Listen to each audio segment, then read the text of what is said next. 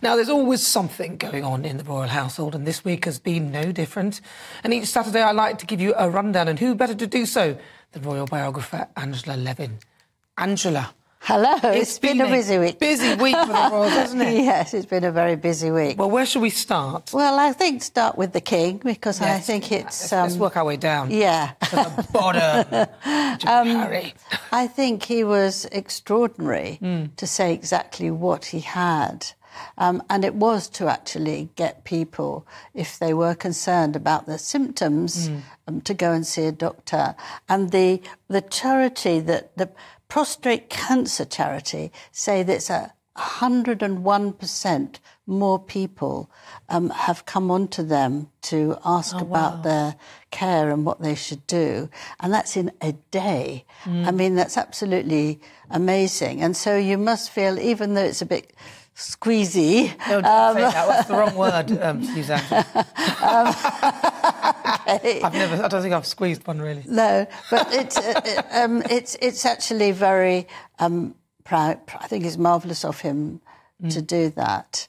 And so, you know, I hope he will be very well. And Queen Camilla said that he's fine and he's itching to get back to work. So he can't feel that well at the moment because he's a man who works every single day except Christmas Day. So if he's not doing any work, he's actually stopped. He can't be feeling all that well. But I think that, you know, it's really possibly anxiety and being extra careful. And then he'll come back full of beans and everything quite quickly. Yeah, and obviously he's the king, so we have to take extra care over the king. Yes.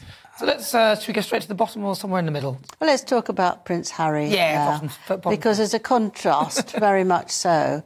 I mean, he's won this ridiculous award of being one of the most amazing people flying that the world has ever known.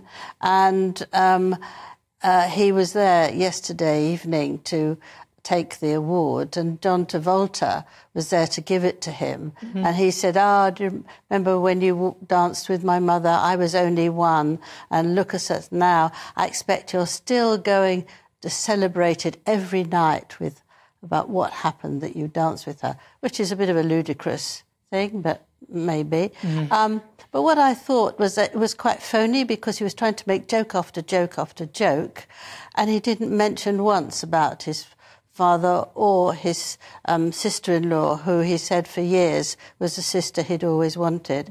I felt he could have just said, you know, oh, it was a shock to hear that, I wish them well. A sentence. But to ignore it and be super happy, I felt was actually saying, I'm completely independent, it doesn't affect me, I'm fine. I thought that wasn't... But that's the elephant in the room every time he says anything, isn't it? Everyone's thinking, yeah, but what about your family? I mean, he doesn't get off with that either. He doesn't get off scot-free with that, even though he might think he's not mentioned it. I think every time he does that, he diminishes himself a little bit.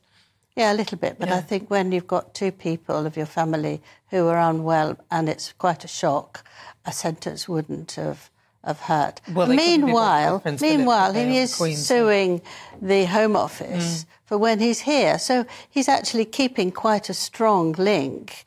He didn't win. He's got to pay nearly £1 million to the Mail on Sunday and also to his own lawyers.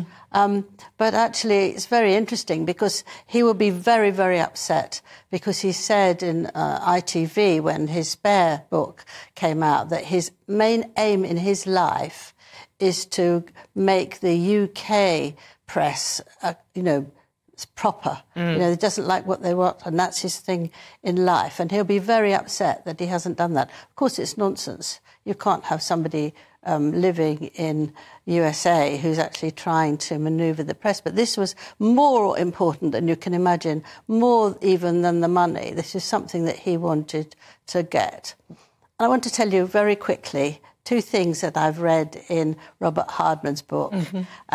I went to the celebration on Thursday night, which was terrific.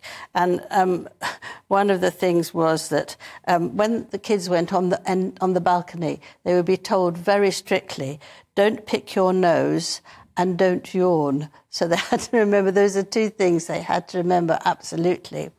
And the Queen's last red box, we know, she'd left a list for awards, 2 letters, one for Prince Charles and one for then King Charles, and one for her aide. And it was immaculately done. Well, the one that was 1952, the first piece of official business was she had to sign something about the Commissioner of Metropolitan Police who had behaved very badly sexually.